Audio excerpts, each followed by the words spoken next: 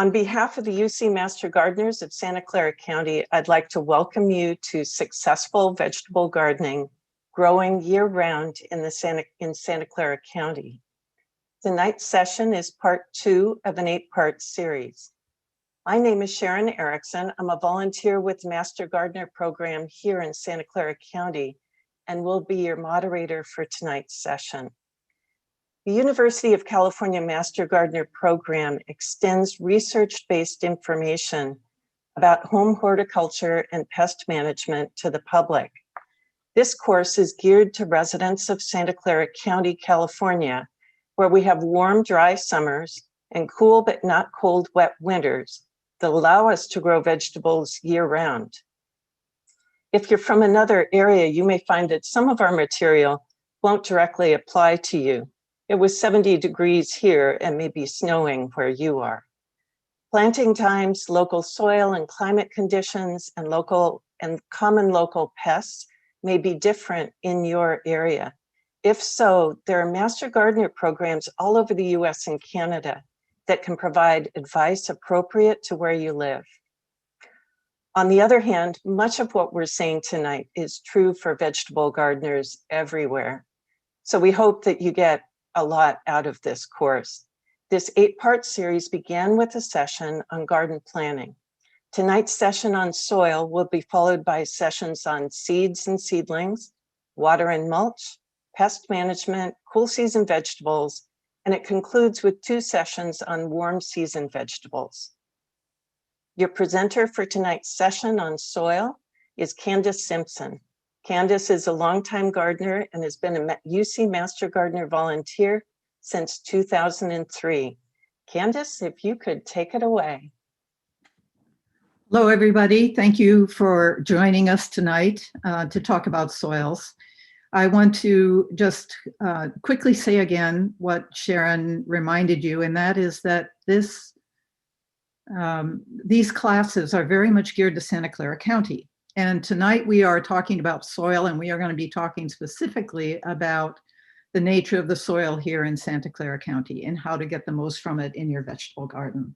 So if you are living elsewhere, some of these principles will be of interest to you, but you will also need to find out what your soil is like in your area. So we have a poll that we want to start with because we want to hear from you what best describes the soil in which you grow most of your vegetables. So I want you to just pick one answer because I'm interested in kind of splitting out the people who are growing entirely in containers versus people that are growing in native soil. So if you could answer the poll, and as these answers come in, I think we may not have people on YouTube yet, but I am going to, you will see when we do these polls, I'm going to sort of narrate the polls for the benefit of the people that are on YouTube who cannot see what they are. So the question was, what best describes the soil in which you grow most of your vegetables? And we have about 28% saying native clay soil, only about 2% saying sandy soil, which is very much the right proportion for Santa Clara County. There are very few areas with sandy soil. And then there are quite a few people, about 50% of the people who are purchased soil to put in raised beds. Then finally, our container contingent, who really are doing almost all their gardening in containers in potting soil, we have about 20%.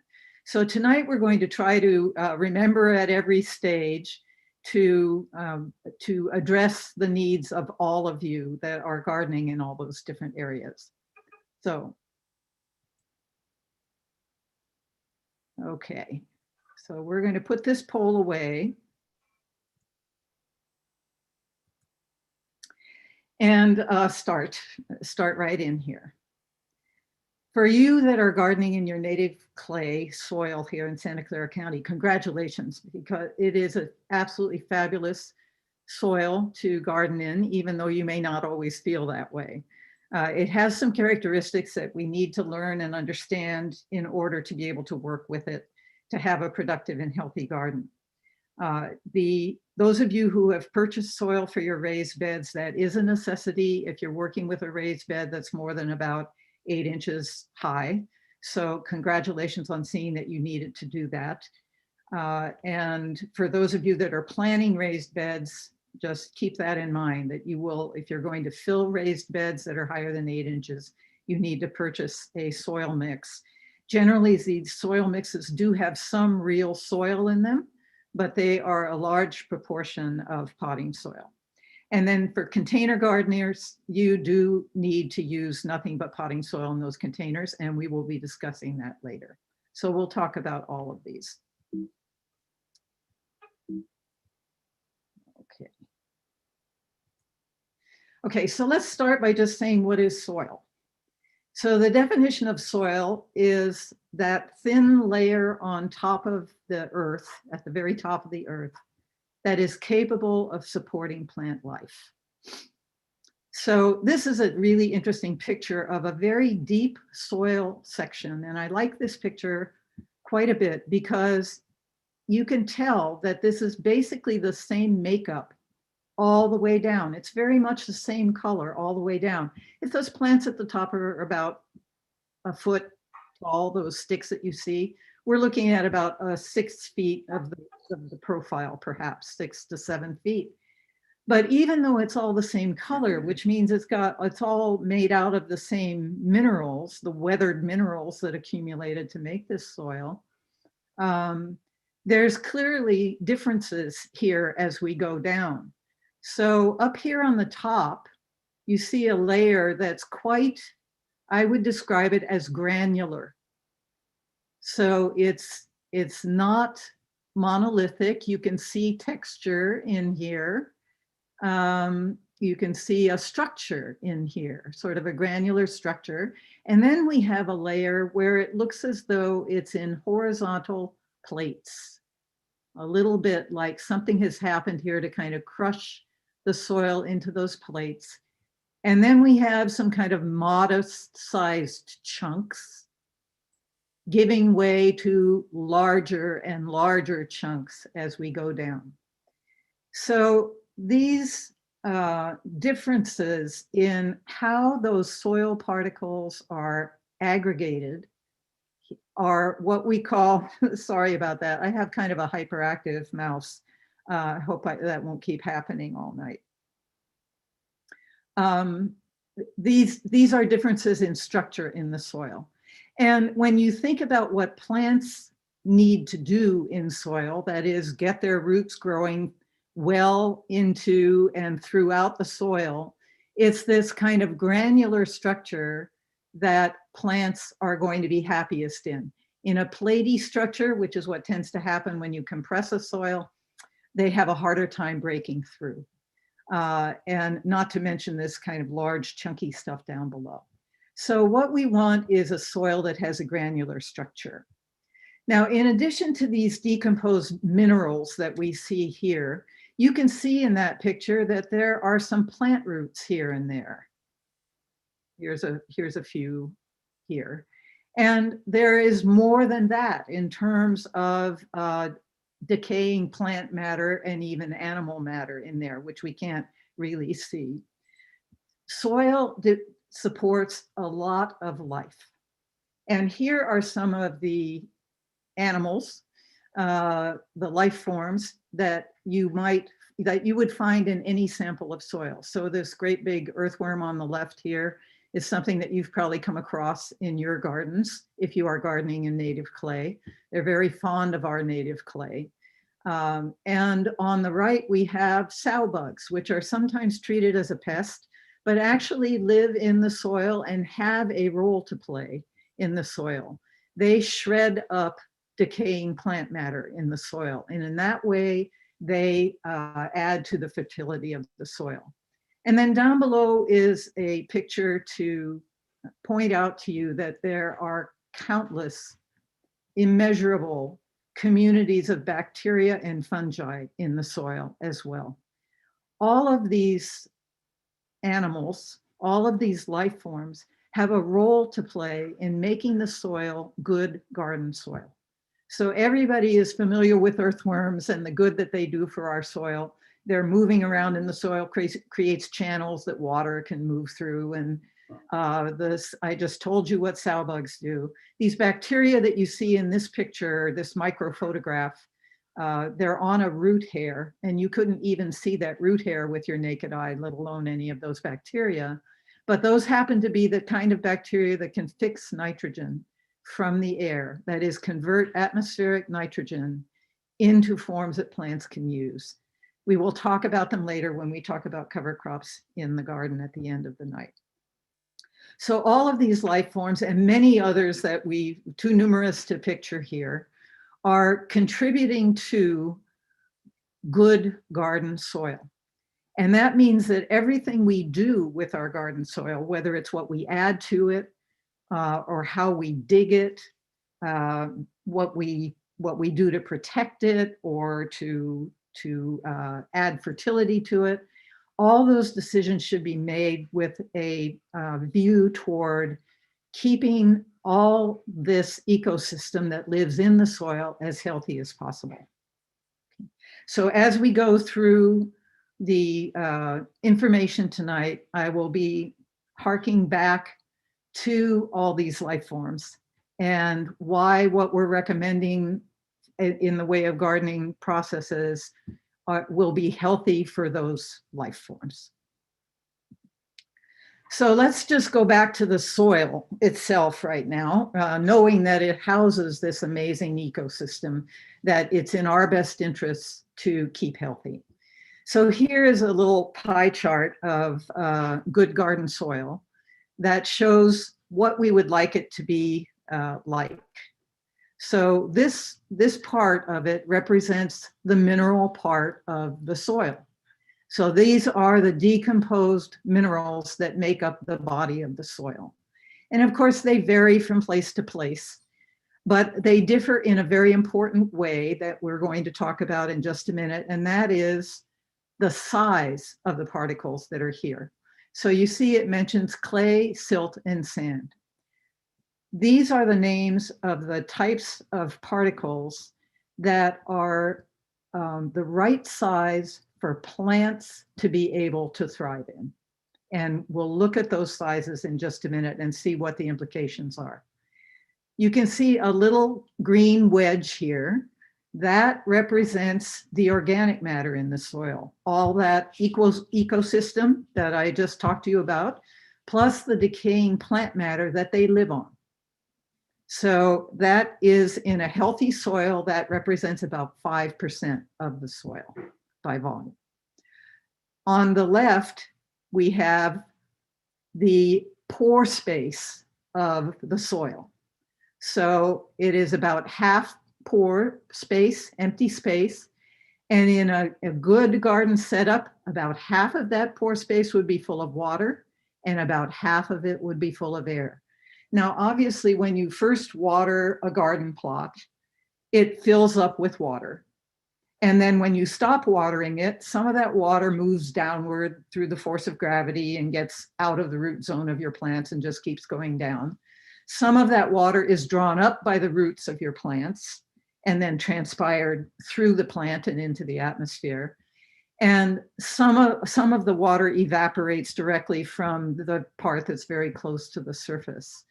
So with all the water moving like that, going into the plants, going down because of gravity, evaporating from the surface, pore space is restored in the soil. And what your plants really need is about half of that pore space being air. It won't be air right after you've irrigated. And there'll be more air than water in it when you're ready to irrigate again. But what your goal for watering, and this is going to be discussed in class 4 quite a lot, so I'm not going to go more on this, but your goal is to have about half the soil, which is pore space, to be half filled with water and half filled with air. Plant roots need both air and water in order to survive. They can't survive in waterlogged soil. Okay, So let's talk about that mineral fraction now in those three words that we saw there, clay, silt, and sand. So this really refers to the size of the particle. There are different clays, there are different silts in terms of their chemical makeup, but what's important to plants is the size of the particles. So sand is the coarsest of these three types of particles. If you look at that big yellow dot on your screen right now, that is to represent a single grain of sand. So just imagine picking up a single grain of sand at the beach. And yes, they obviously come in different sizes, but pick up a single one, and it is that yellow circle that you're looking at. In proportion to that, a silt particle would be the size of that smaller brown circle that you see labeled silt. So there's, again, a variety of sizes, but that would be your average size of a silt particle. So you can see how fine silt is. It's why it feels silky when you rub it between your fingers. And then finally, look at the particle representing clay, our wonderful Santa Clara County clay. Very, very tiny, microscopic, in fact. You could not see with your eyes a single clay particle. It is much too tiny. So that has a lot to do with the various particles of clay that are good for us and difficult for us as gardeners. So we're going to kind of focus on clay from this point. Sometimes you may think that your soil in your garden is pure clay because when it's wet, it's so sticky that you can't get it off the shovel. And when it's dry, it's so hard you can't get a shovel into it. And if you hit it with a hammer at that point, it would just shatter into dust. It is, however, in between that extremely wet state and that extremely dry state, there is a state at which clay will dig beautifully. So your first goal, if you're a person gardening in clay, is to be sure that you dig it at the right level of moisture. Okay. And when it is at the right level of moisture, and people say, how do you know if it is? You know it is if you can stick a digging fork into it, pick up a chunk of it on the fork, drop it on the ground, and it just breaks beautifully into a granular structure. That same granular structure that I talked about earlier, that structure that you saw in the title slide for this program. It just is perfect. Now, if you're thinking about clay, you will realize that even if you get clay at the right level of moisture, if you get it to break apart like that, the next time it rains or the next time you irrigate, it's going to go right back into that sticky, impossible to work with lump. So we have a solution for that. And that is we need to amend our clay soil with compost. So amendments in general are things that we add to our soils, not to fertilize our plants, not to feed our plants, but to improve the soil structure.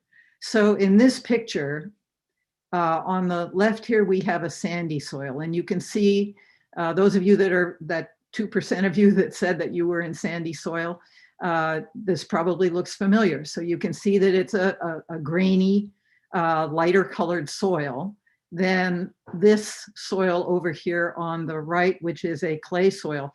This is probably not Santa Clara County clay because this is a little redder than our native clay is here. Clays can be different colors. It has to do with the age of the soil. But this is lumpy like clay would be if it were dug at the right level of moisture. But if you break that clay up and you add compost to it, you will get a mix that looks like this. Okay. So it will retain its granular structure because you're going to sift that compost into it, keeps those particles of clay, those larger, they're about pea-sized eventually. When you first start working clay soil, they may be more like this size of lump.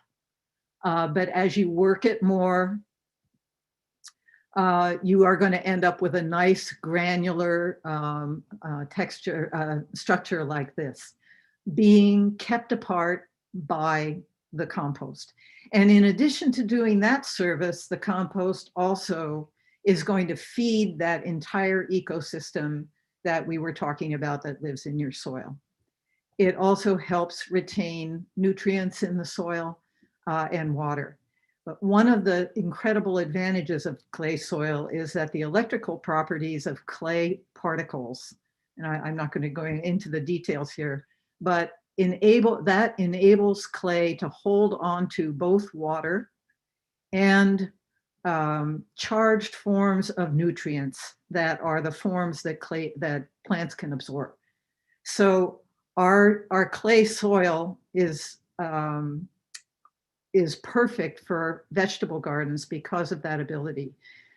When we talk about fertilizers, I'll talk to you about what's actually in the clay soil in terms of how beneficial that is for our plants. So we'll talk about the nutrients that are already in the clay soil. But one of the things that clay is good at is holding on to nutrients that are added to the soil as well, so that plants have a chance to absorb them. Okay, so we have then 3 guidelines for digging our clay soil so that it is not a backbreaking or a discouraging process. The really important one is that you have to dig at the right level of moisture. So you try digging, and if it's too wet, you wait. If it's too dry, you have the choice of irrigating it to get it wet, or you can wait for the rains to do that for you.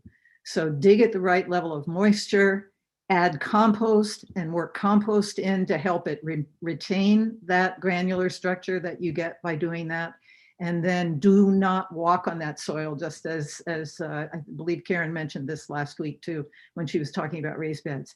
So do not walk on that soil, because if you walk on it, it will recompact it. So here's just a picture of compost for you. Commercial compost on the left and a homemade compost on the right. And it has all those benefits that I talked about. And I thought it would be good for all of you out there to see how many of your fellow gardeners are trying to make their compost at home or have had difficulty making their compost at home. So we have another poll that we want to put up that has to do with where you are with relationship to compost. So the question here for our folks on YouTube is, which of these describes your experience making compost? And people are allowed to select as many as they want. So they can choose from I make compost at home from my garden waste, or I make worm compost from kitchen scraps. I would like to make compost at home, but don't. I am concerned that a compost pile would attract vermin, or I don't have space for a compost pile. So these answers are pouring in here, which is really good.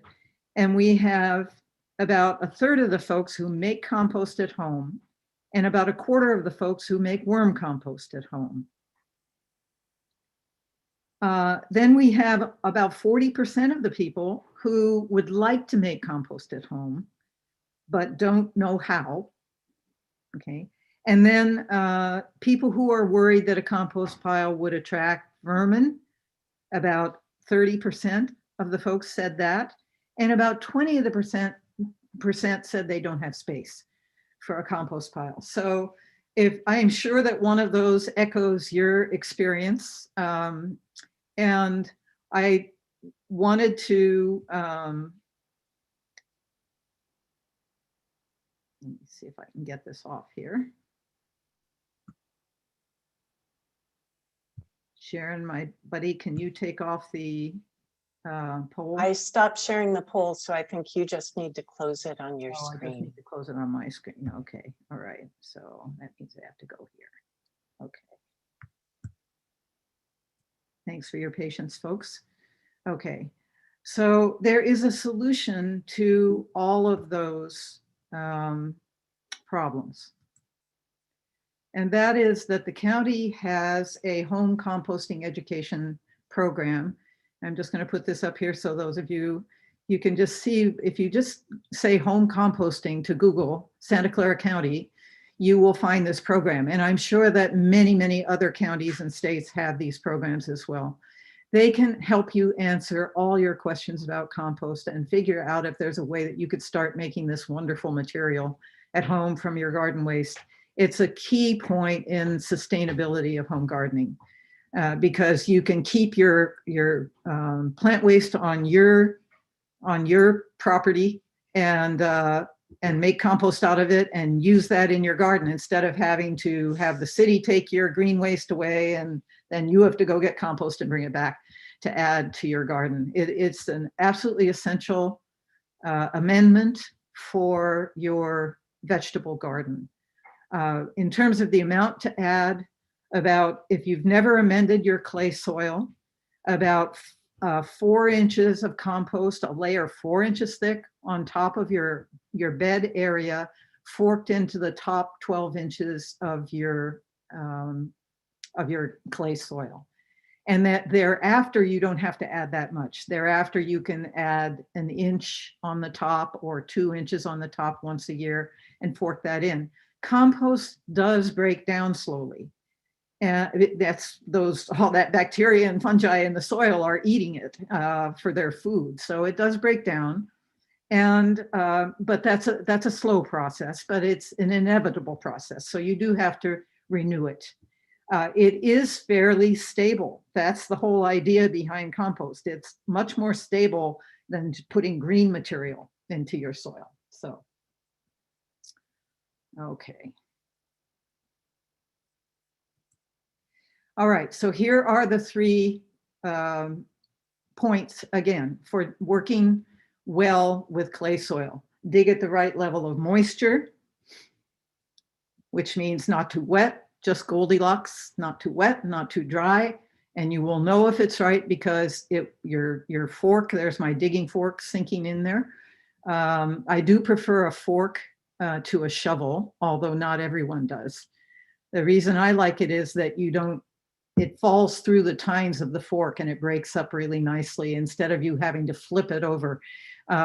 We do have to do some digging in the garden, but we try to dig as little as possible because we will disturb all that ecosystem, both the macro animals and even the microscopic things live at certain strata in the soil in terms of depth. And so the more mixing we do, the more we mix that up.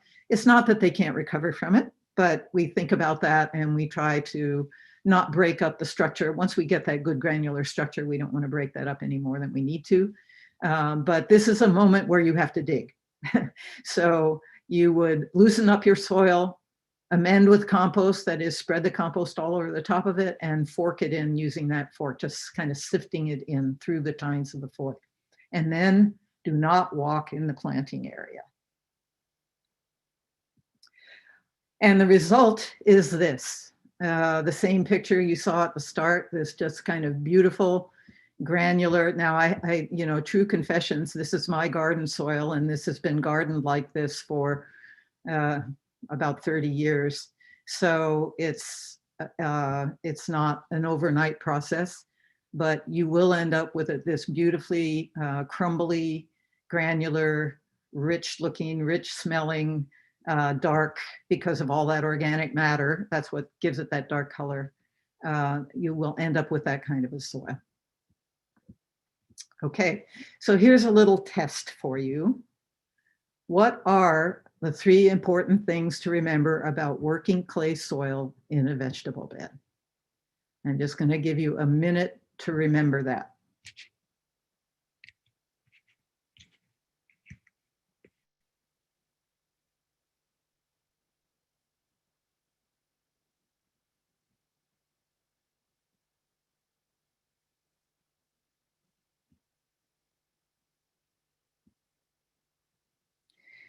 Okay, so these were the 3. dig to loosen the clay when it's at the right level of moisture, incorporate compost into the 12 inches, top 12 inches, and don't walk on the bed once it's been prepared. Now, last week, Karen showed you this very same picture, I believe, when she was talking about all the advantages of raised beds for the vegetable garden, and there are many. But I'm showing it to remind you, this is a great way to remind yourself that you're not supposed to be stepping in there. So it's very well defined. If you should have to, these are I think these are pretty wide. I don't think I could reach something in the middle of these beds without getting in there. So if you do have to step into a bed, you can use a plank. You could keep handy a piece of like a 1x8 or something like that, that's big enough, maybe 1.5 feet long or so. And if you put that down and then step on that, your weight will be distributed and it will not be so compressive to the soil. So if you must do it, try to distribute your weight better so that you're not packing it. Okay. This kind of bed too, it doesn't have sides, and these are narrower, you can see, so you should be able to go on both sides. But even this kind of a bed also, it's a terrific reminder that of where you're supposed to be and what you're supposed to leave for the plants, okay, and not compact the soil. Okay, so the next thing I want to mention about prepping your beds, it's kind of tangentially related, but it's so important. And that is, Karen mentioned this last week too, with regard to these noxious perennial weeds, creeping perennial weeds that are so difficult to get out if you don't deal with them before you ever start planting in the bed, that you're going to be dealing with them forever. So I wanted to just say something about two different ways of dealing with two different types of weeds here in the process of setting up your beds and getting ready. And the reason it fits in the soils class is, if you remember that pie chart that I showed you, there was that green wedge that was the organic matter in the soil. And part of that organic matter is weed seeds. They are there and they will be there forever. It is definitely apart from years past. There are going to be weed seeds, not just your lifetime, but lifetimes before you, because a weed is an extremely successful plant because it has a lot of strategies for being successful. One of those strategies is producing a heck of a lot of seeds. Another strategy is that those seeds will stay viable for decades in some cases. And a third strategy is that they germinate at different times. They don't all germinate at once. That being said, this is a picture that was taken about maybe 4 weeks ago in the bed of a vegetable bed of a gardener who shall remain nameless, but that is my hoary that's lying on those weeds. And I think most of you are familiar with this particular weed with the little white flower. Many of you I've heard call it the pop weed, because later when the seed pod forms where that flower is, that seed pod will explode when you touch it. So this is little bittercress. It's a very common annual weed. And I wanted you to see this picture because when you see weeds just absolutely covering an area with zillions of plants like this, it's a pretty good bet that it is an annual weed that has just sprouted. The seeds have just sprouted. An annual is a plant that lives its whole life cycle in 1 year. It goes from seed to seed in 1 year, and then comes back the following year, new plants from the seeds that have been dropped. And it can absolutely cover a bed. Now, the only thing you need to do with an annual weed, unlike those terrible weeds that Karen talked about last week, is you have to stop it from going to seed again. You can't clean the seeds out of your vegetable bed, sadly. But you can stop the current year's plants from setting seed by following this little, remember this little jingle. We have discovered in the Master Gardener program that weed scientists love little jingles like this. So sprinkle, sprout, hoe out. It means you clean up the bed, you get it ready, but you don't plant anything yet. You could even have put in your fertilizer at this point if you wanted to. And then you irrigate it, even though there are no plants in it. And the weeds that are at the surface, that are close enough to the surface to get the light they need to sprout, they will sprout. So you sprinkle, you let them sprout, you hoe them out. That is my favorite type of hoe that you see there in that picture. I don't know whether you can see me in your thumbnail, but it's this type that's a little wiggly, and you go right under the surface of the soil, just barely under the surface of the soil, because you don't want to bring up seeds that are lower down. You just want to get rid of the plants that have sprouted in that top inch of soil. And so that's it. And then the other little jingle that they love is never let a weed go to seed. So these annual plants, you want to be sure that you don't let them set seed and take off. And if you know this weed, you know that it goes from sprouting to setting seed to splashing those seeds all over everything in just a few weeks' time. Okay, it is different with these perennial weeds, and this is one that Karen showed you last time. So this is the oxalis that she talked about last time, and you can see, I think we might have even used this picture, but these are the tubers that these plants grew from this year. Okay, sorry. So these are the year-old tubers, and these are the plants. And just 3 weeks later, these are those same plants. And you'll see that the original tuber is down here, but all along the root are these little bulblets.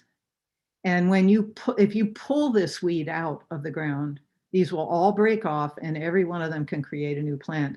This is an absolutely horrendous invasive plant on our coastline right now. There was even a picture in the Mercury News of people taking pictures in this sea of yellow because it's blooming out there. But it is smothering native plants, and that is very much not good. So this is a pernicious weed, and if you have it in your garden, I wish you good luck. Again, that's my hoary, so you know that I've got it, and I have a terrible time trying to keep it under control. But these perennials grow, as Karen pointed out, they can grow from these bulblets, from the original tuber. Many of them can grow from any old piece of root that you leave in the ground. So they must be dealt with. You can try digging them out entirely. I hope you recognized this, those of you that were here last week. Bermuda grass on the upper left, bindweed on the right.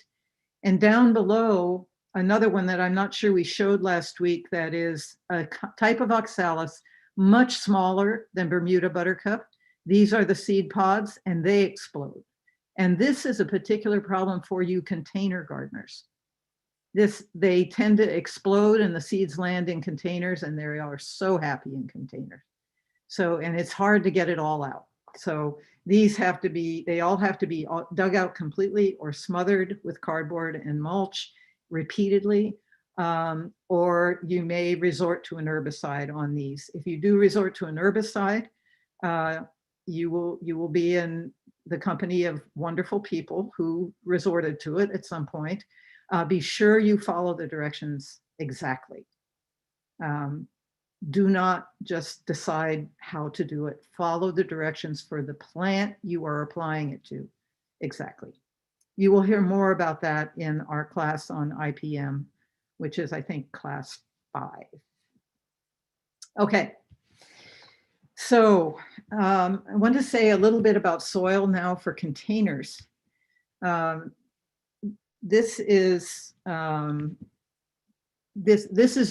just pictures to show you. This is going to be talked about when we talk about vegetables. So in our classes on cool season and warm season vegetables, we will be talking specifically about different vegetables and growing them in the ground versus growing them in containers. But I just wanted to show you a few pictures here to show you that you can grow full-size vegetables very well in containers in the cool season and the warm season. So these are just some pictures of very productive warm season plants here that are happily growing in containers, very large plants. In this case, you cannot use your native soil. It is too heavy for containers. In a container, you must use a potting soil. So it will be labeled potting soil. Do not use planter mix, which is intended for a different purpose, being mixed into the ground to create outdoor beds. It is not potting soil to be used in containers.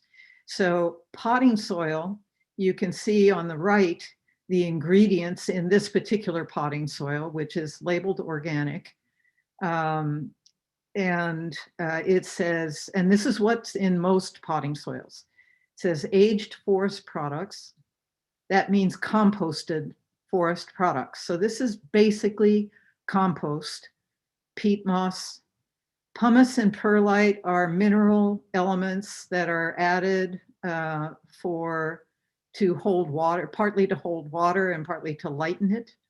And then nowadays, virtually all potting soils have some materials added as fertilizers.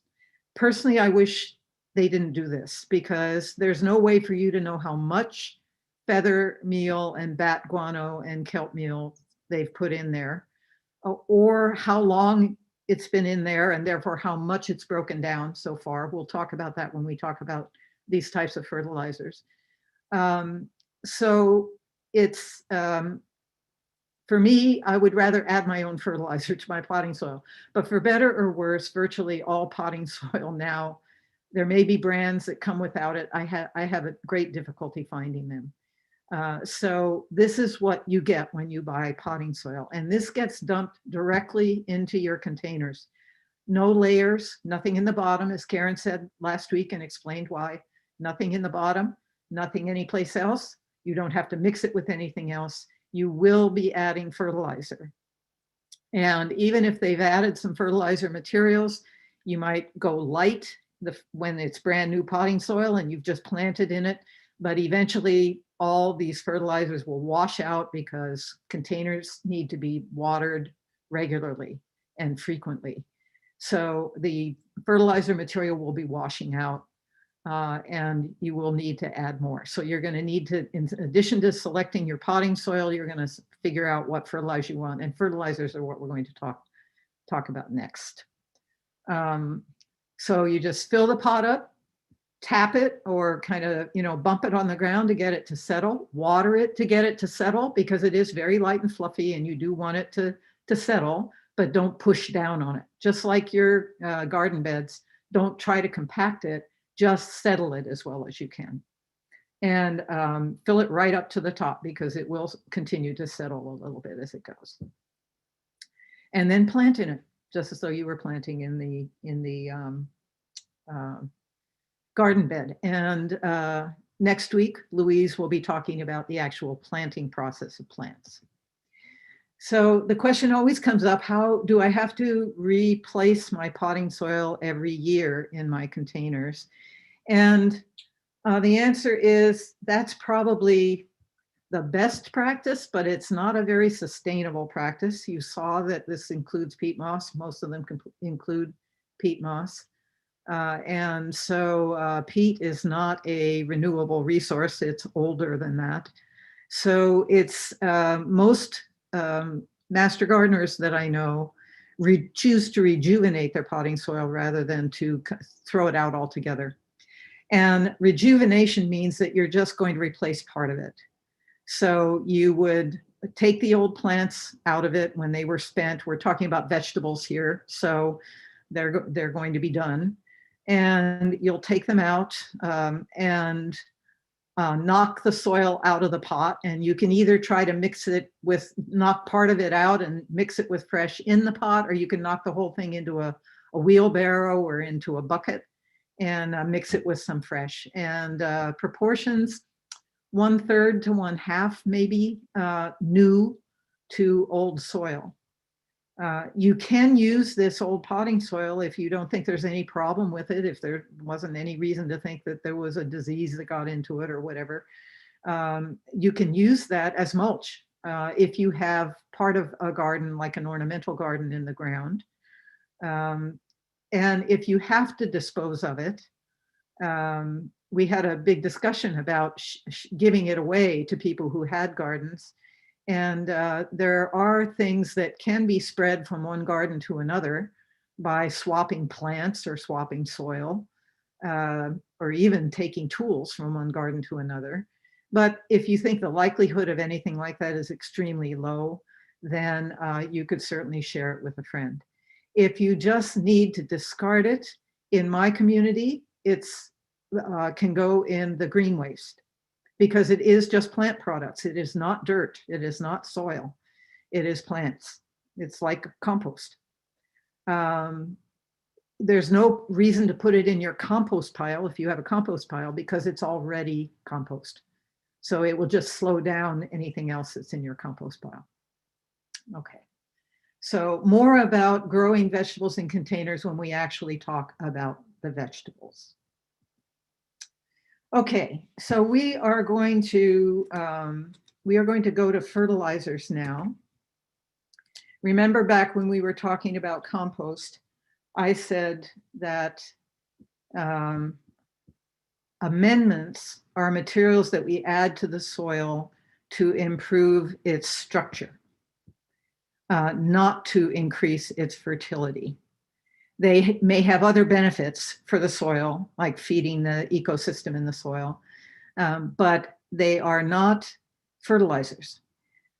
So we are now going to talk about what you add to the soil to provide nutrition to your plants. So we have a poll for this that I would like you to try, look at before we start talking about it here. And again, for our folks, all our folks on YouTube, this poll is asking people, what do you use now to fertilize your vegetable garden? And their choices are a packaged fertilizer from the garden center, alfalfa pellets, more on that later, manure, either steer, horse, chicken, etc., manure, compost, or no added fertilizer. And the answers are coming in.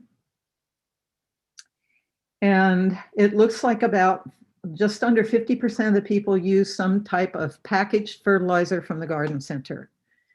And only 1% use alfalfa pellets.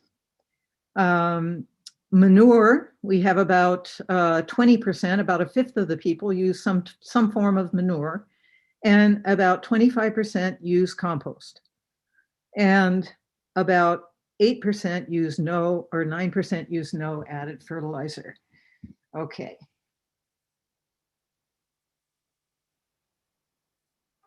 So I'm going to remove the poll from my screen. Okay, so that is very typical of the response we get whenever we ask a question like this about fertilizer. So I would like to start by telling you what nutrients plants need, and then we'll talk about why what these various answers that we got here. So this is a slightly out of date periodic table, but it's fine for our purposes because plants haven't gotten around to using elements 115 through 118 yet. So every element in this periodic table that is circled in a color is an essential nutrient for plants. So they're circled in different colors to tell you a little bit about the amount that is needed and where they come from. So the green boxes, hydrogen, carbon, and oxygen.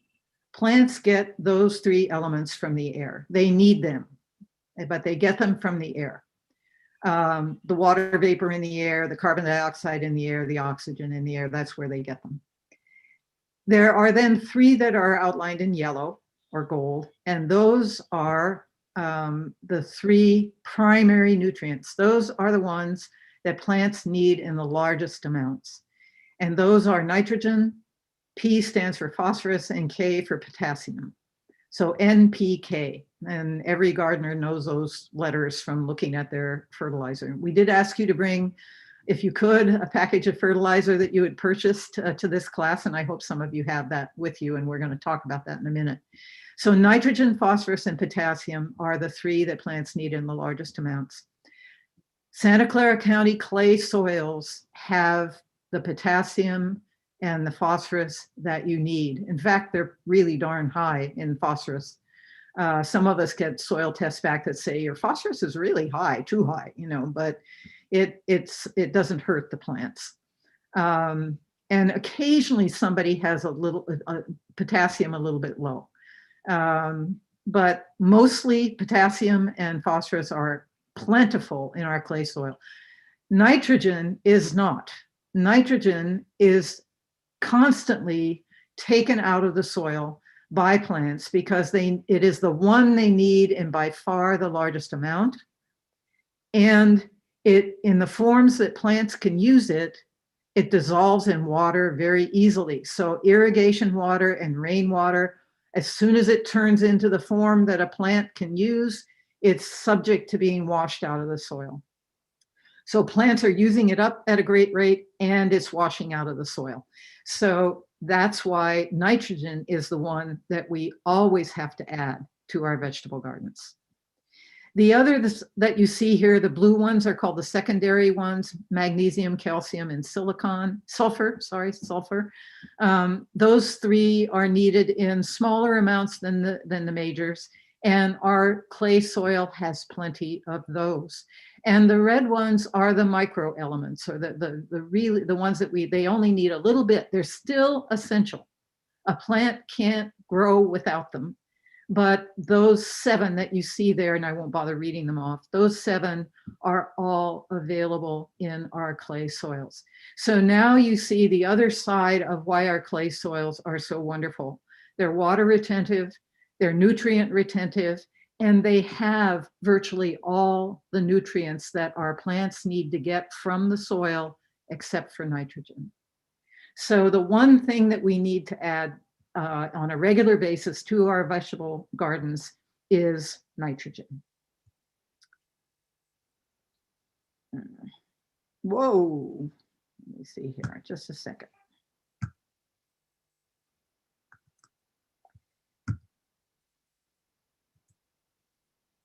All right, so now let's talk about what type of fertilizer you want to use.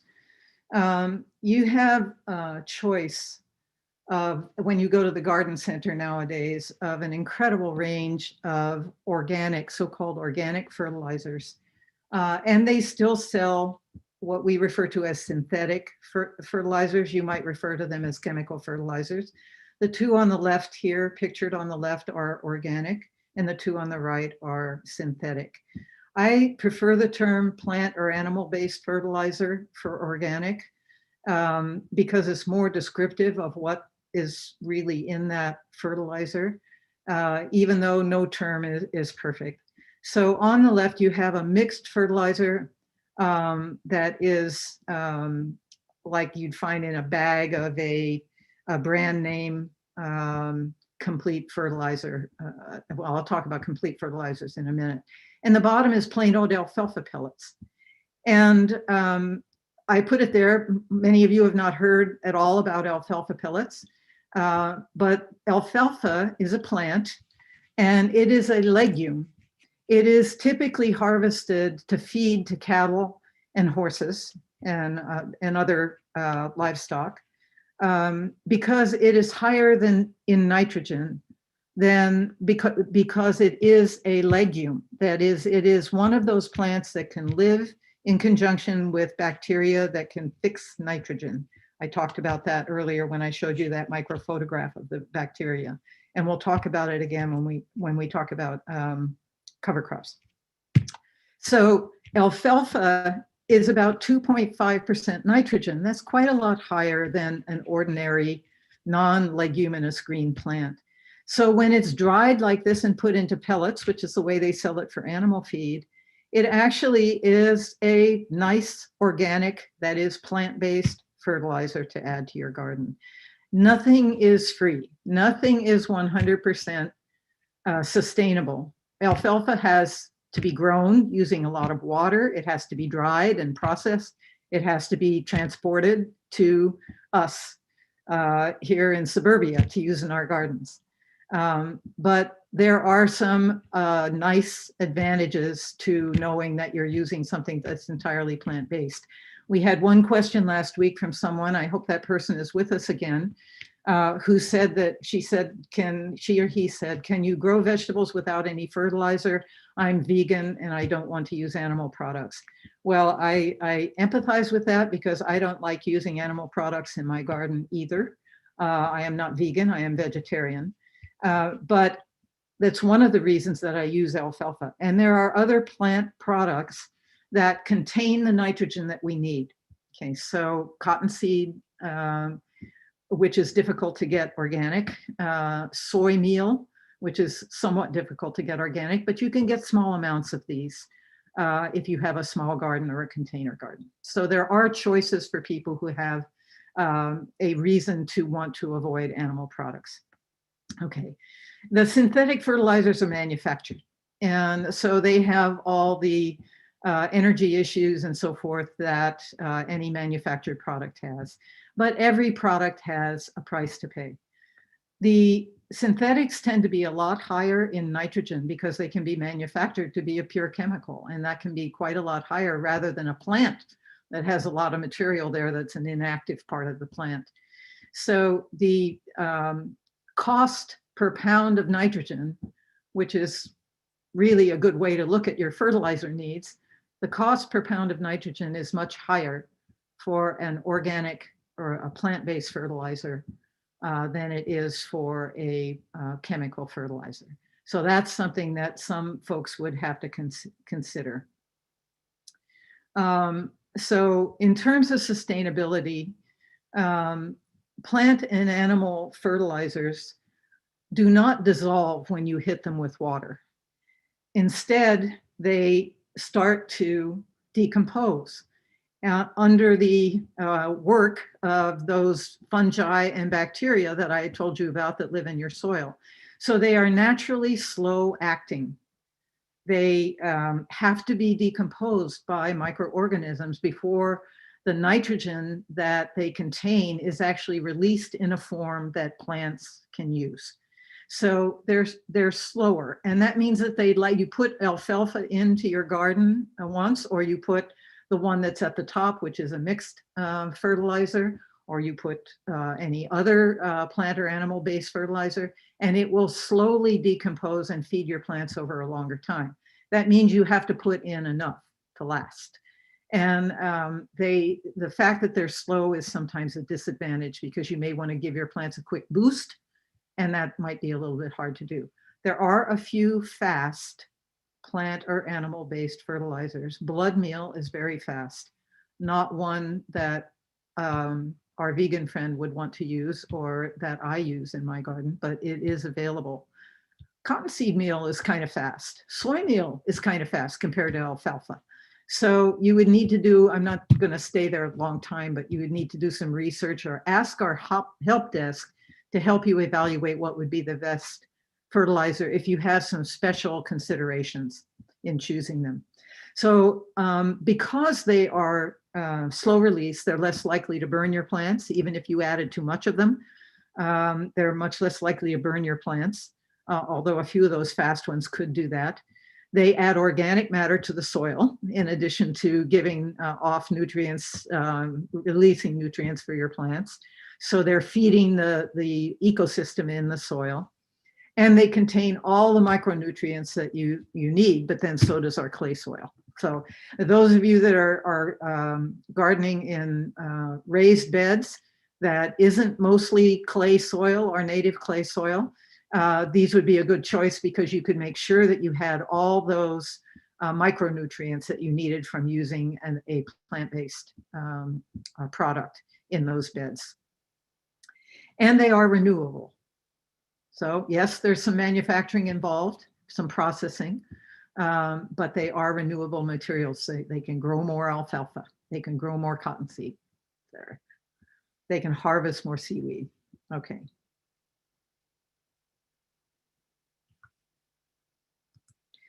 Okay, so now let's get that package. If you have those packages with you, and I don't know whether you do or not, so I'm going to have to kind of go through this. It's just assuming that you have it and giving you time to do some of these things that I would like you to do. I want you to look on that package and find the NPK numbers. If a material is being sold as a fertilizer, it is going to have these three numbers somewhere on it. So here I've got it circled in or boxed in red. So this has, they're in that order, N, P, and K. So 4% nitrogen, 5% phosphorus, 3% potassium.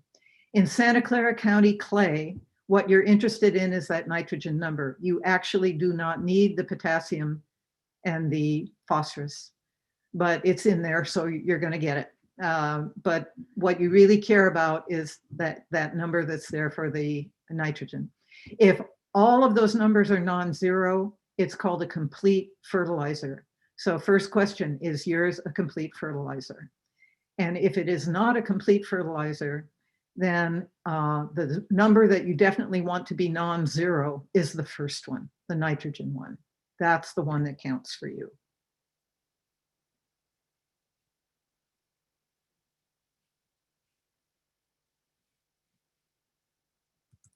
Okay, now I'd like you to look and find the ingredients on that package if you have, and I've got a picture of the ingredients from this one. So I hope that shows up well enough that you can read it. What you would be looking for here would be to see whether it's made from plant and animal products or from things that sound like chemicals. Now, there are a few chemicals, if you look at this list, derived from, it says blood meal, feather meal, bone meal. Those are all animal products. Dried chicken manure, bat guano, animal products. Alfalfa meal, kelp meal, and potassium sulfate. Now that potassium sulfate sounds like a chemical, and it is. Organic fertilizers are allowed to have minerals in them like this if they can be collected by simple evaporation or from seawater, or if they can be collected by direct mining and then just crushing. So you will see potassium sulfate in some organic, and you can, in some organic fertilizers, and you can actually buy big bags of organic potassium sulfate because it's been collected from seawater. You'll see that this fertilizer is also advertising the microorganisms and the end point of compost, humic acids. They're advertising what they've put in there. So they've put some microorganisms in there. And that's probably good news for those of you that are container gardening, because your potting soil may not have these bacteria that are required to decompose this organic product. Remember I said it has to be decomposed by fungi or bacteria before it releases its nitrogen to your vegetables. So they add bacteria probably for that purpose. Next, I'd like you to find the instructions on that box and just ask yourself, do you follow these instructions? One of the advantages of buying this kind of packaged fertilizer is that they give you very explicit instructions for how much you are to use. So they, here it's telling you to use 2 pounds. This box holds 4 pounds. 2 pounds of fertilizer before you plant, mix it into the soil. So 2 pounds for every 50 square feet. So you have to estimate your area, and then that's what you would use. Or every 50 feet of row, but it's, most of us are not doing that, rows. Okay, and mix it thoroughly into the top 6 to 8 inches of soil before you plant. Then they give you instructions for how to add more as time passes in the garden in order to keep your plants growing strongly. So those instructions are there next for established vegetable gardens. And this box even had a special section for large plants like tomatoes or corn. So I always advise people, if you have bought a package like this for vegetable gardens, do what they tell you to do on the package. They want you to succeed. Okay, so they are going to tell you, they aren't going to tell you to use 3 times as much as you actually need, because they want you to succeed. Hopefully those of you that had with you packages, that you have been able to find these instructions. Some standard instructions that you see on virtually every package of fertilizer are keep out of the reach of children and pets. Well, I'm willing to bet you will find that somewhere. These aren't poisons in the sense of a herbicide or a pesticide, but they certainly aren't food, and they are not meant to be eaten by children or pets. And my understanding is dogs in particular can get carried away eating things that you can hardly believe they would eat. So be sure that you keep them well contained. Do know that organic fertilizers, these things that are made from plant and animal products, do deteriorate over time. They're plant and animal, and so they are going to slowly deteriorate. So buy what you need for a year and use it up in the year, and then buy fresh. And then other instructions that you would typically find is scatter the fertilizer evenly on the ground, and water well to move the fertilizer into the root zone. So watering fertilizer in is always important, because you want to get it down where the roots are. And in the case of these plant and animal fertilizers, you want to get it down into the soil where the bacteria and fungi can start to work on it. With the chemical fertilizers, with the synthetic fertilizers, they are extraordinarily soluble in water. They're manufactured that way. So the minute you hit them with water, they will dissolve. All of it will dissolve. That is an advantage for quick feeding, but it's a disadvantage in a lot of other ways. If you put too much fertilizer down, if you don't follow the directions and you put too much fertilizer down, it will all dissolve and it can burn your plants very quickly. So you have to follow those directions for chemical fertilizers. You have to follow them very precisely. Spread it over the soil, kind of mix it into the soil as best you can without disturbing the roots of the plant, and then water it in well. If you water it in too much, because it has dissolved so quickly, that water will keep moving down under the force of gravity. And if you keep adding water, you can be washing it past the root zone of the plants. So you don't want to do that either, because eventually it will go down and get into the groundwater, or it might run off of your property. For example, if it were in a lawn, that would be more likely, and into groundwater, into surface water. So working with chemical fertilizers, very important to use the amount required, water well, but not excessively, in order to get it into the ground. Better to fertilize with less more frequently than one big fertilization because of those qualities.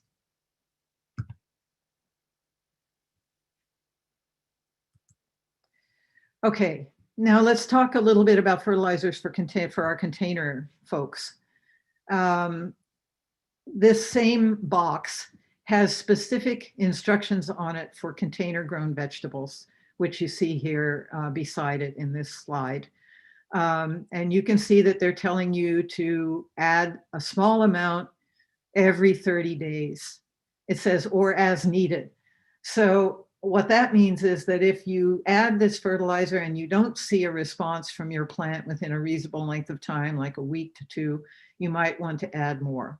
You know, it may be that this is just a little bit too slow for your container, or to keep your plant growing at the rate that you're trying to get it to grow. Again, with these plant and animal based, these organic fertilizers, you're not really going to be able to burn your plant, but don't go crazy. When you look up recommendations for these, you'll find them, some places recommend twice as much as another one, and and that's because in general, these naturally slow released, mediated by the microbiology in the soil, they're not a high danger of burning your plants. Fertilizer is extremely important in containers because you are using a potting soil that, while they might have added something, it's not going to last very long. So you're going to water like crazy. You'll hear more about that later in the water class. And so you're going to be washing out nutrients all the time. So fertilizer is extremely important for container plants. Okay, so here's your test on this section. Why is compost not a sufficient fertilizer for annual vegetables? You know, I'm thinking that when I rush through this, I may not have even given you this answer. And one of my buddies tell me if I mentioned this. Maybe not. Candace, why don't you go ahead? Because we've got a lot of questions about how much is too much compost. Okay, all right, good. All right, so if you have unamended clay soil, 4 inches of compost mixed into the top 12 inches the first time you're amending it is not too much. So that's a good number to remember. Thereafter, you can put about 1 inch a year. And you're going to get used to feeling your soil and knowing what it's like. If it feels like it's going back to clay, like you squeeze a handful of it and it's kind of going back together and being sticky, I asked you to go out and play with your soil a little bit before you came to the class. If you found that when you squeezed your clay soil in your hand, it stayed together, like you could have made a little pot out of it, that means it needs a good amount of compost. And even if you've added compost, if you do that in a subsequent year and you find that it feels, you're not feeling a lot of crumbliness there, you might want to add 2 inches of compost that year. And then there'll be a year when you look at your beds and you say, it doesn't need any more compost. And that might be after you've been doing this for 5 or 6 years. But it will probably need it the following year because remember, compost does slowly continue to break down. Okay, so why it's not a sufficient fertilizer is that key word slowly. So as compost breaks down so slowly, it does give off a little bit of nitrogen, but it is not enough to keep up with the needs of annual vegetables. They've got to get all the way from a seed to an 8-foot tomato plant in one season. They cannot do that with nitrogen at the rate that compost breaks down. So because it's so slow and because it's so low in nitrogen to begin with, it's always less than 1%. Usually it's about 0.5% or even less in nitrogen. It is simply not enough for annual vegetables. That's the deal. It's enough when you have it in there for plants that you don't want to have grow a lot, like ornamentals, but not for annual vegetables. Okay, there's your answer. All right, so I realize I'm supposed to be taking nothing but questions now, but I do want to try in 5 minutes to give you a sense of what cover crops is all about. Cover crops are any crop that you plant in your vegetable garden, not to harvest, but to protect the soil or improve the soil in some way. Not for you, for the soil. There are 3 commonly used ones here. The upper left is clover. It's a nice thick stand of clover. The right is fava beans. And this is a legume. Clover is also a legume. So remember I told you legumes are plants that have these bacteria on their roots, like you saw in that picture, that can fix atmospheric nitrogen. That is the nitrogen from the air that's in the soil. Those bacteria can take that nitrogen and turn it into the forms of nitrogen that plants can use. Plants can't do that. Bacteria can do that. We can do that in factories under extreme conditions, but these bacteria can do it in our gardens and do it in our gardens all the time.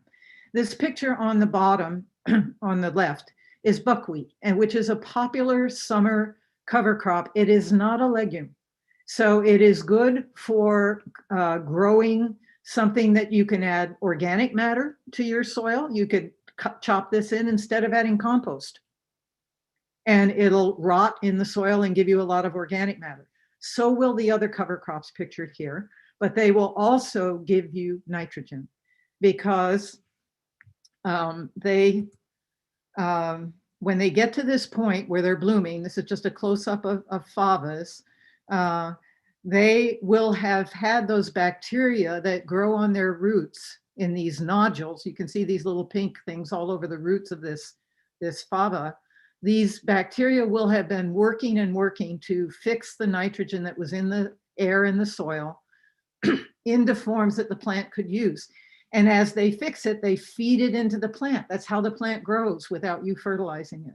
So they keep pushing that nitrogen into the plant. And you know, if you grow fava beans, you know they get very big, very fast. So all that nitrogen, that is the fertilizer, comes from the action of these bacteria. And when you pull up a plant and you see these nodules all over the roots like this, and they're pink, that means that they're definitely active fixing nitrogen. Those are where the bacteria live and where those little factories are for fixing nitrogen.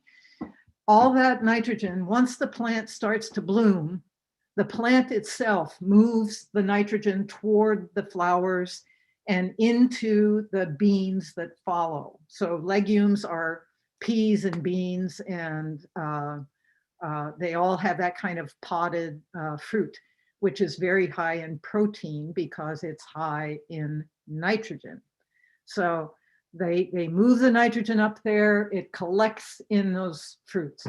So the right time to cut in a cover crop, if you want that nitrogen that's stored in that plant to go into your soil so that it becomes your fertilizer for the next season, the right time to chop it in and bury it in your bed is when it is about half in bloom. And at that point, you just rip the plants up, chop them up, turn the soil over on top of them so they're buried, keep it moist. And in a typical spring, like now, the kind of weather we're having now, they will decay in there in about 3 to 4 weeks. So you have to plan on that much time before you're going to plant. But as they decay, all that nitrogen will be released into the soil and you will be ready to plant without any added fertilizer. You will also have added a ton of organic matter in the form of those plant tops. And so you won't have to add compost that year. Wow, that was a pretty fast thing on cover crops. I apologize for having to short circuit that. Digging in the green manure, we call it green manure when it's a cover crop that's full of nitrogen. Digging it in is not rocket science. You just chop it up and try to cover it up as best you can. The better you cover it, if it stays moist and the warmer it is, that's going to determine how fast it rots. Because it's rotting because of those soil, that soil ecosystem, because of those bacteria and fungi in the soil. Okay, so here's our summary for tonight. You want to take good care of your Santa Clara County clay if you've got it. If you're working in raised beds with a purchased soil, you won't have as much clay in there, so you will have need for more, for a complete fertilizer for sure. But you won't have as much need for compost because there'll be more of that matter in it. And if you're in containers, definitely you're going to be using potting soil. So you would amend your clay or sandy soil with compost. It actually works in sandy soil too, although it's harder to get it to hold water, but it helps. Fertilize with the nutrients needed, which in the case of clay soil is just the nitrogen. Complete fertilizer for raised beds filled with the soil mix. Complete fertilizer for containers. Use cover crops or green manure whenever you can. If you don't have plans to plant a bed, put a cover crop in. There are non-leguminous cover crops that you can use. summer and winter. And there are legumes that you can use summer and winter. So anytime you think you won't be planting, plan on putting in a cover crop to protect the soil. It keeps the rain from beating on it. It keeps the sun from beating on it. It shades out weeds so you don't just grow a big bunch of weeds. It sucks water out of those plants, will take water out of the soil so it won't be waterlogged all winter long. It's just, it's a good thing. It's a very good thing to do for your garden. And prevent soil compaction by not stepping in planted areas. Okay, well, I used most of your time, but I think we do have time for a few. Oh, we have one more thing we need to do for you. And that is explain this activity that you're going to do next week, and then I will take questions. So we're asking you to do a germination test on some seeds that you have at home for the class next week, which is going to be all about seeds and seedlings. So the way you do this, I'm going to do one. I'm going to do one after I stop this, but you're going to take a very wet paper towel. So you soak it in water and then wring it out and shake it out so that you just have it totally wet, but not dripping.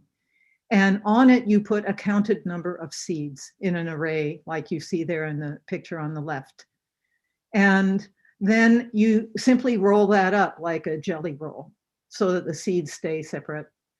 And fold the ends over and put it in a plastic bag. Don't seal the plastic bag. You can partially seal it, but we do want air to be able to sneak in there. And put it in a warm place. And you can peek at it as often as you want during the week. Just open it carefully so you don't disturb the seeds. And then bring it to the class next week. Okay. So thank you for joining us. And this is our, reminder to bring that test. And I'm going to stop sharing my screen so that I can show you how to do a germination test in case those instructions went by too fast. Okay, so I have to, actually, I do want to share the screen, but I just want to share, I want to end this. Right now, Candace, what we see is you. Oh, you do? Yes, Okay. so if you want to show us how to do the paper towel trick. Fantastic, okay. So, can you see this? Yes. Okay. I'm sorry, I can't see myself, so I'm blind, so you're gonna have to do this. Okay. So I'm dipping it into this little pot of water here and trying not to get water on my computer. And then squeezing out the water. Just holler if you can't see what I'm doing. Okay. And then we're going to shake it out like this. And I'm just going to lay it down here. And I have here. If you could put your camera down, move your camera down. There you go. Okay. So I have here some tiger eye beans, which are one of my favorite beans. And I'm just going to spread them out. There are 10 of them here. I counted them before. Put that one right there. Okay. Candace, is that brown one a tiger eye? Yeah, that's a tiger eye. They vary a little bit in color. Yeah. So that one's mostly red, whereas the others are mostly yellow, but it's the same color. Okay, so then I'm just going to put the towel over it and roll it up like this. And then just tuck the ends so that they can't fall out like that. And then I have a plastic bag here that I wrote on there, 10 tiger eye beans and the date. And I'm just going to put it in the paper bag like that and just fold it over. I'm not going to bother sealing it. Okay, that's your germination test.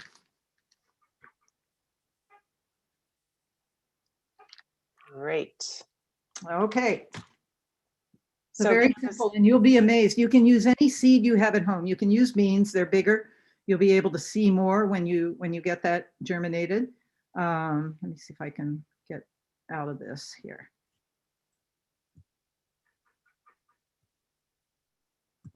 So are you ready for some I'm questions? ready for questions, and maybe I can even get this to go away by the time you're.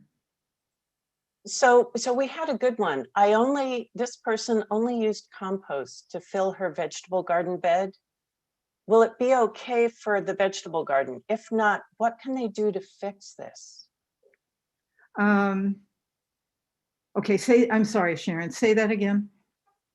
I only used compost to fill my vegetable garden bed. Will it be okay for my vegetable garden? If not, what can he or she do to fix it? Oh boy, okay. So it's a raised bed, I assume. Yes. Okay, and she put pure compost in there. Right. Okay, all right, here we go. Well, pure compost is not that different from pure potting soil. Potting soil generally has some things in it to help hold water a little bit better. I can tell you that one thing I did when I had raised beds that were filled with potting soil, and I realized how much water they took. They take an incredible amount of water. I actually started shoveling clay soil from my paths. I was cutting paths and I was throwing that clay soil into my bed to kind of mix it into the potting soil that was in the bed as a way of getting some real soil in there. Other than that, it's not as good as using, well, you used a purchased potting soil, so it has probably has some perlite in it. You know, people do that and you can do it. The disadvantage is you are going to use a phenomenal amount of water to keep that wet for your vegetables. And you will have to top it off. So there are also some questions about what's the difference between potting soil, planting mix, potting mix, all those different kinds, and just my regular soil. How do those things differ? Okay, so regular soil, as I said, it's basically a mineral soil. So it's either a sandy, it's either got a lot of clay or it's got clay, sand, and silt, and that's what it mostly is. And it's only about 5% organic matter. Potting soil is almost 100% organic matter. It's probably 95% organic matter and 5% mineral in the form of perlite and possibly something else that they put in there. So it's the exact opposite in terms of potting soil and clay soil. And the disadvantages are all the things we talked about tonight. Potting soil is not fertile. Clay soil is fertile. Clay soil holds on to nutrients and water. Potting soil lets it go right through. So in terms of sustainability, you're going to end up using a lot more water and a lot more fertilizer adding if you're gardening in potting soil. That said, you have to garden in potting soil in containers. That's really your only choice. So don't feel guilty about that. Just do a good job with it and make sure that you get a really good harvest out of that by fertilizing enough and watering enough, because there's nothing sadder in any vegetable garden than putting resources in and then not getting anything out of it. So that's I think, does that answer Right. the question? I think that answers it. We had several questions about alfalfa pellets. Where do you get them? How much do you use? Because you're buying them at a feed store and they don't come with directions. Yeah. So when you have something like that you buy that doesn't come with any amount, then you need to think in terms of how much nitrogen is in that product. So I'm going to give you a nitrogen number of about 0.3 pounds of actual nitrogen. 0.3 pounds of actual nitrogen to about 0.5 pounds of that. So 0.3 to 0.5, all right? For 100 square feet of territory. Now, I'll give you an easy one for alfalfa because I use alfalfa and I can tell you what it is. I visualize a square yard in my garden and I put 1 pound to 2 pounds of alfalfa pellets into that square yard, depending on how long I want it to last in the garden and how heavy a feeder I think that vegetable is. Okay, so, and we can talk about that when we talk about individual vegetables. So if you're buying alfalfa pellets, get yourself an old yogurt container, weigh out a pound of alfalfa pellets so you know what it looks like, and use about that much. Most of us can estimate a square yard in just visually, and sprinkle that over a square yard and fork it in.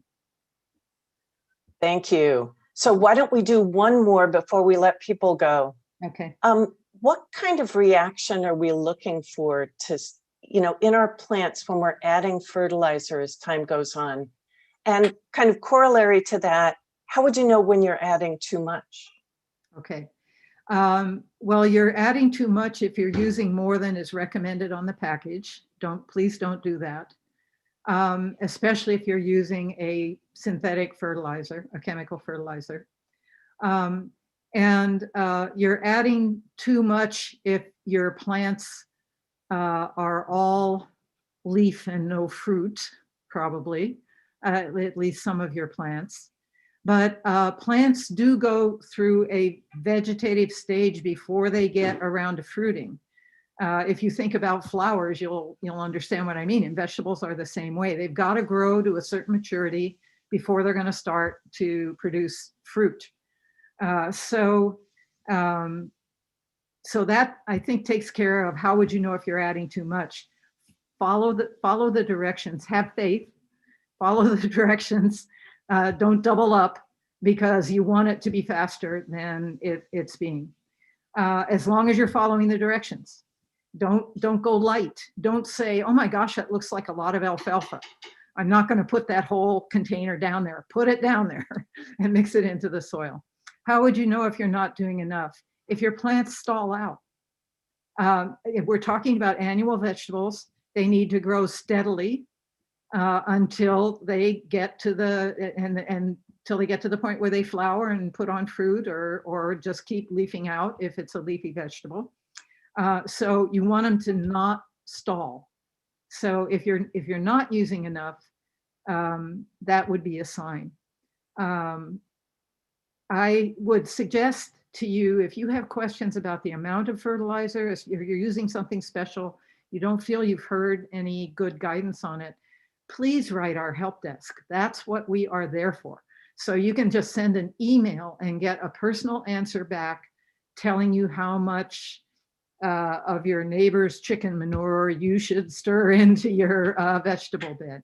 So take advantage of the Master Gardener Help Desk. Well, I think that's about all we have time for tonight. So again, everyone, as Candace just said, please see the Santa Clara County Master Gardener website. Again, it's mgsantaclara.ucanr.edu. You can get additional information there about growing vegetables, links to our help desk, links to sign up for our online plant clinic, handouts related to this course. Again, they're under handouts on our events page. Thank you, Candace, for a terrific presentation, and thanks to all of you for attending and for your terrific interest in vegetable gardening. We hope to see you again next week, same time, same place, for session 3 on seeds and seedlings. So meanwhile, take care, stay safe, and happy gardening.